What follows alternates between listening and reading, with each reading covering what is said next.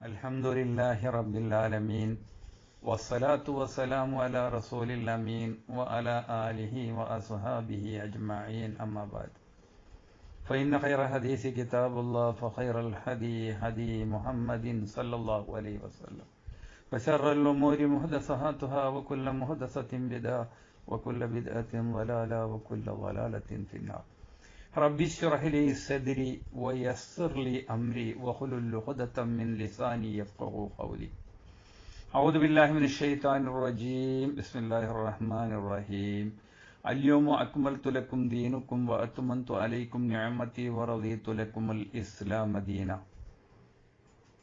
പ്രിയം നിറഞ്ഞ സുഹൃത്തുക്കളെ, ലക്ഷദ്വീപിലെ ആന്ത്രോത്ത് ദ്വീപിനെ പറ്റി പൊതുവെ പറയുന്നത് ഏത് വിത്തിട്ടാലും മുളക്കുന്ന ഒരു സ്ഥലം എന്നാണ്. അതുകൊണ്ട് തന്നെ ഇസ്ലാം ദീനിന്റെ പേരിൽ പല രീതിയിലുള്ള വിശ്വാസങ്ങളും ആചാരങ്ങളും വെച്ചു പുലർത്തുന്ന ഒരു പ്രദേശമാണ്. ത്വരീഖത്തിന്റെ പേരിൽ പല രീതിയിലുള്ള വിശ്വാസങ്ങൾ വെച്ചു പുലർത്തുന്നവരാണ് ആന്ത്രോത്ത് ദ്വീപിലെ ആളുകൾ. മാത്രമല്ല, അവിടുത്തെ പണ്ഡിതന്മാർ പോലും മറ്റ് സ്ഥലങ്ങളിൽ പോയാൽ അവരുടെ സ്വന്തമായ ചില ദീനി രൂപങ്ങൾ അവർ മെനഞ്ഞുണ്ടാക്കുകയും ചെയ്യുന്നു. ഇപ്പൊ ഇതാ പുതിയ ഒരു സംഭവം ഈ റബീഉൽ അവൽ മാസത്തോടുകൂടി സമാഗതമായിരിക്കുകയാണ്. ഒരു പുതിയ തട്ടിപ്പ്.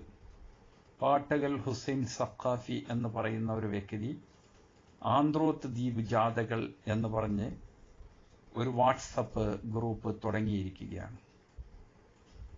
ആ വാട്സപ്പ് ഗ്രൂപ്പിന്റെ ഉദ്ദേശം സ്വലാത്തുകൾ ചൊല്ലിക്കൊണ്ട് സമ്മാനം നേടുക എന്നതാണ്. ഒരു മനുഷ്യൻ ഈ ദിവസം തൊട്ട് ഇന്ന ദിവസം വരെ എത്ര സ്വലാത്ത് ചൊല്ലി എന്ന് ഈ ഗ്രൂപ്പിലേക്ക് അറിയിക്കണം. അങ്ങനെ അറിയിച്ചു കഴിഞ്ഞാൽ ഏറ്റവും കൂടുതൽ സ്വലാത്ത് ചൊല്ലിയ ആൾക്ക് 25,000 രൂപ സമ്മാനം ലഭിക്കുന്നതാണ്. ഇനി സെക്കൻഡിന് 15,000-ഉം തേർഡിന് 10,000-ഉം എന്നാണ് പറഞ്ഞിരിക്കുന്നത്. എൻ്റെ ഓർമ്മ ശരിയാണെങ്കിൽ അതാണ്.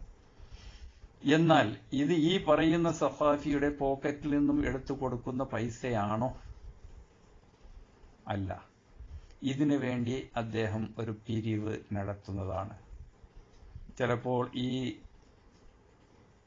ഗ്രൂപ്പിലേക്ക് ചേരണമെങ്കിൽ തന്നെ ചിലപ്പോൾ ഫീസ് ഉണ്ടാവാൻ സാധ്യതയുണ്ട്. ഇല്ലെങ്കിൽ ഇങ്ങനെ ഒരു സംരംഭം ഉണ്ടെന്നുള്ള രീതിയിൽ ഇദ്ദേഹം പിരിവ് നടത്തും.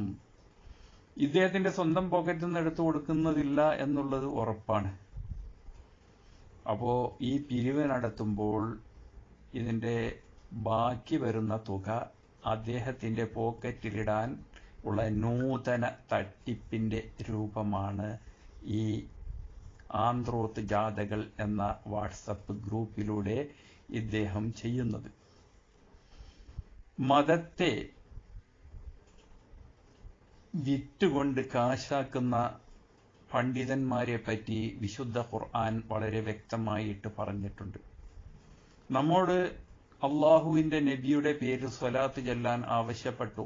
ഇന്നല്ലാഹ വ മലായികതഹു യുസല്ലൂന അലൻ നബി യാ അയ്യുഹല്ലദീന ആമനു സല്ലു അലൈഹി വസല്ലിമു തസ്ലീമ. വിശുദ്ധ ഖുർആനിലൂടെ അള്ളാഹു പറയുകയാണ്, അള്ളാഹുവിന്റെ അനുഗ്രഹം നബിയുടെ മേൽ എപ്പോഴും സലാമത്ത് എത്തിക്കൊണ്ടേയിരിക്കുന്നു. അള്ളാഹുവിന്റെ മലായികത്തുകൾ അള്ളാഹുവിന്റെ റസൂലിന്റെ മേൽ സലാത്ത് ചൊല്ലിക്കൊണ്ടിരിക്കുകയാണ്. സത്യവിശ്വാസികളെ, നിങ്ങളും അള്ളാഹുവിന്റെ നബിയുടെ പേരിൽ സലാത്ത് ചൊല്ലുവീൻ എന്ന വിശുദ്ധ ഖുർആനിന്റെ ആഹ്വാനം വന്നപ്പോൾ സഹാബികൾ നബിയോട് ചോദിച്ചു, അങ്ങേക്ക് സലാം ചൊല്ലുന്ന രീതി ഞങ്ങൾക്കറിയാം, സലാത്ത് ചൊല്ലുന്ന രീതി ഞങ്ങൾക്കറിയില്ല. അപ്പോൾ നബി സല്ലല്ലാഹു അലൈഹി വസല്ലം തങ്ങൾ പഠിപ്പിച്ചു കൊടുത്ത ഇബ്രാഹിമിയ സ്വലാത്ത്, അതായത് നമ്മൾ തഹിയാത്തിൽ ചൊല്ലിക്കൊണ്ടിരിക്കുന്ന സ്വലാത്താണ്.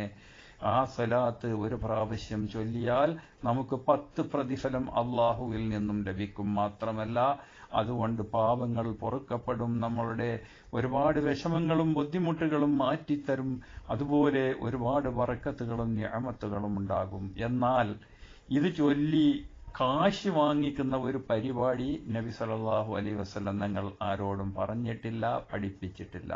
പൈസക്ക് വേണ്ടിയോ ദുനിയാവിലുള്ള സമ്മാനത്തിന് വേണ്ടിയോ അല്ല നബിയുടെ പേരിൽ സ്വലാത്ത് ചൊല്ലേണ്ടത്. സ്വലാത്തിന്റെ അർത്ഥം മനസ്സിലാക്കിയിരുന്നുവെങ്കിൽ അവർ ഇത്തരം സമ്മാന പദ്ധതികളെ പറ്റി പറയുമായിരുന്നില്ല. അള്ളാഹുവിന്റെ റസൂലിന് വേണ്ടി, സലാമത്തിന് വേണ്ടി, അവിടത്തേക്ക് വേണ്ടി, അവിടുത്തെ കുടുംബത്തിന് വേണ്ടി പ്രാർത്ഥിക്കുവാൻ വേണ്ടിയിട്ടാണ് ഈ ആഹ്വാനം. അതിന് നമ്മൾ പണം പറ്റുകയോ നബിക്ക് വേണ്ടി പ്രാർത്ഥിക്കുമ്പോൾ നമ്മൾക്കതിന് സമ്മാനം വാങ്ങിക്കുകയോ അല്ല ചെയ്യേണ്ടത്. ആത്മാർത്ഥമായിക്കൊണ്ട് നമ്മൾ നബിയുടെ പേരിൽ സ്വലാത്ത് ചൊല്ലി അള്ളാഹുവിൽ നിന്നും പുണ്യം കരസ്ഥമാക്കുകയാണ് വേണ്ടത്. ഇത്തരം പണ്ഡിത വേഷധാരികളുടെ കുതന്ത്രങ്ങൾ തിരിച്ചറിഞ്ഞുകൊണ്ട് യഥാർത്ഥ ദീനുൽ ഇസ്ലാമിന്റെ വിഷയത്തിലൂടെ മുന്നേറിക്കൊണ്ട് അള്ളാഹുവിന്റെ റസൂലിന്റെ പേരിൽ നല്ല രീതിയിൽ ആത്മാർത്ഥതയോടെ ഇഖ്ലാസോടുകൂടി സ്വലാത്ത് ചൊല്ലിക്കൊണ്ട് അള്ളാഹുവിൽ നിന്നും നിങ്ങൾ പുണ്യം നേടേണ്ടതാണ്. പല രീതിയിലുള്ള പുത്തൻ ആചാരങ്ങളും പടച്ചുണ്ടാക്കുന്ന ഒരു നാടായിട്ട് ഈ നാട്ടിനെ പലരും പറയുന്നുണ്ട്. നമ്മുടെ നാട്ടിൽ മാത്രം കണ്ടുവരുന്ന പല ആചാരങ്ങളുമുണ്ടല്ലോ. കൊറോണ വന്നപ്പോൾ കുടത്തിൽ കൊറോണ വൈറസിനെ ആവഹിച്ച് കടലിൽ കൊണ്ടുപോയി നിമജ്ജനം ചെയ്ത കഥയും നമ്മളാരും മറന്നിട്ടില്ല. ഇതെല്ലാം പണ്ഡിത വേഷധാരികളുടെ ഓരോ പൗരോഹിത്യ വാഴ്ചയാണ്. ഇവർക്കാർക്കും മതത്തിൽ നിയമമുണ്ടാക്കാൻ അധികാരമില്ല. വിശുദ്ധ ഖുർആനിലും തിരുസുന്നത്തിലൂടെയും വന്ന കാര്യങ്ങൾ മാത്രമേ ഇസ്ലാമായി അംഗീകരിക്കുവാൻ പാടുള്ളൂ. അള്ളാഹുവിന്റെ റസൂലിലൂടെ അള്ളാഹു പഠിപ്പിച്ചത് മാത്രമാണ് ദീൻ. അതിനപ്പുറം എത്ര വലിയ തലയിക്കെട്ടായാലും എത്ര വലിയ പണ്ഡിതരായാലും ആരായാലും അവർക്കൊന്നും മതത്തിൽ പുതുതായിട്ട് ഒരു ആചാരമോ ഒരു വിശ്വാസമോ ഉണ്ടാക്കുവാൻ പാടില്ല. അങ്ങനെ ചെയ്യുന്നതിനെയാണ് ബിദ്അത്ത് എന്ന് പറയുന്നത്. ഇത്തരം ബിദ്അത്തുകളിൽ മനസ്സിലാക്കിക്കൊണ്ട് യഥാർത്ഥമായ ദീനുൽ ഇസ്ലാമിന്റെ വഴിയിലേക്ക് ജനങ്ങളെല്ലാവരും തിരിച്ചു വരണമെന്നും യഥാർത്ഥമായ അഹ്ലുസുന്നത്ത് വൽ ജമാഅത്ത് പിന്തുടരണമെന്നും ഈ സന്ദർഭത്തിൽ പറഞ്ഞുകൊണ്ട് ഞാൻ എൻ്റെ വാക്കുകൾ അവസാനിപ്പിക്കുന്നു. വആഖിറു ദഅവാനാ വഅനിൽ ഹംദുലില്ലാഹി റബ്ബിൽ ആലമീൻ.